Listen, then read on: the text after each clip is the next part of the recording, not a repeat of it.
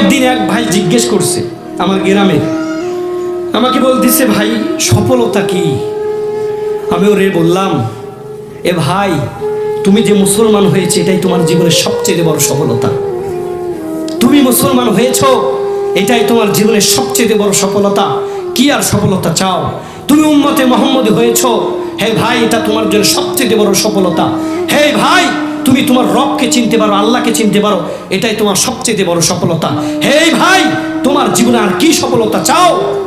তুমি তোমার রবকে চেনো। হে ভাই তুমি তোমার উম্মতে মুহাম্মদীর উম্মত হয়েছো, এটা সবচেয়ে বড় সফলতা।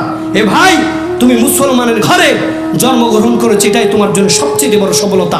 তুমি তাদের সফলতায় তাকিও না যারা হারাম টাকা দিয়ে অট্টালিকা বিল্ডিং করেছে, এটার নাম সফলতা নয়। তুমি তাদের দিকে তাকাইও না, এটার নাম সফলতা নয়।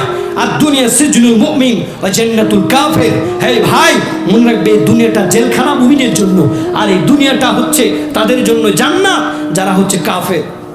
যারা কাফের, তুমি তোমার রবকে চিনতে পারো, এটাই হচ্ছে সবচেয়ে বড় সফলতা। আবার